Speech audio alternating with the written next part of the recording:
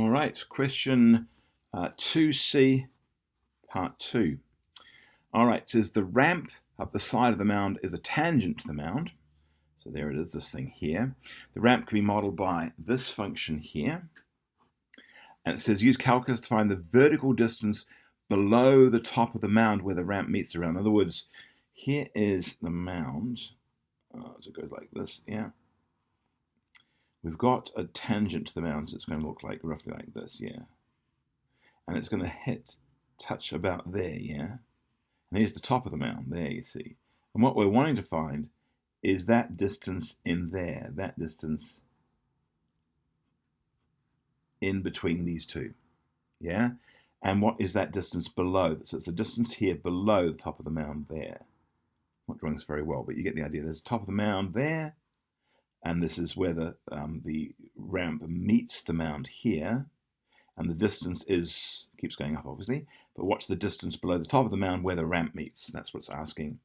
So in order to do that, we just need to first of all find out where this meets the mound, and where that meets the mound is going to be nice and straightforward because all we have to do is find out where the gradients are the same. So the gradient of this, and you can already see this is in the form y equals mx plus c.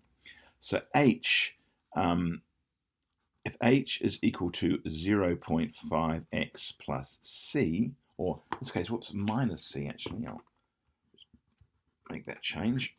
They've got their own reasons for putting minus c there, no doubt.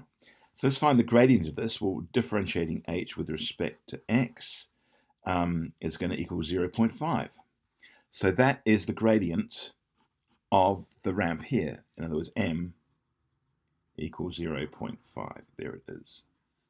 Now, the other question, of course, is where is the mound? Here's the mound. Where is the mound's gradient at 0.5?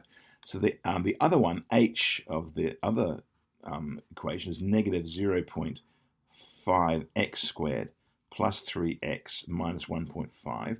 And we already know that if we differentiate h with respect to x, we're going to get negative x plus 3, yeah?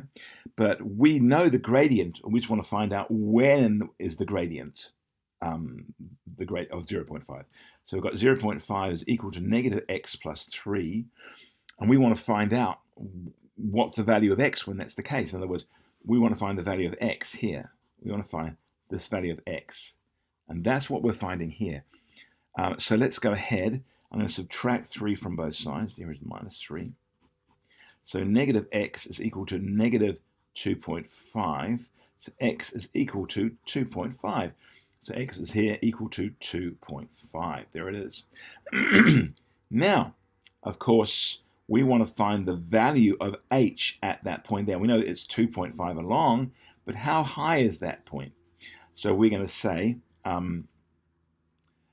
find h at 2.5.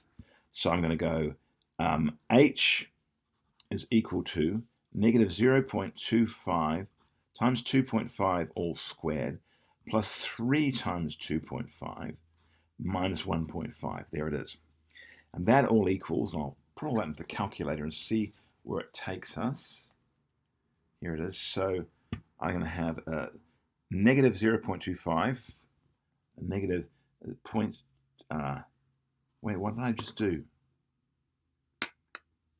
Oh no, wait, h is negative 0.5. I put 0.25. I'm just copying the wrong thing. It's 0.25. I keep saying 2.5, so I've got to put 0.25. So it's 0.5, negative 0.5. My bad. All right, so let's just go through that. So I've got negative 0.5 times 2.5 squared. Okay, plus 3 times 2.5 minus 1.5. And we end up with 2.85. 2.875. So the height here, this height here of this line here is 2.875. But we know the height of the whole thing is 3. So I'll just go like this.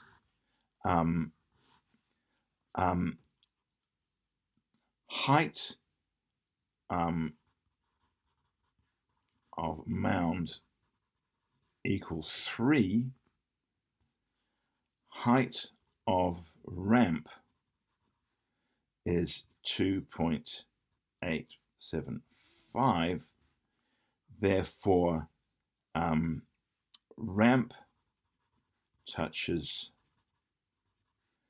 at 3 minus 2.875 equals, and I'm just going to go that, so I'm going to go 3 minus the answer is 125.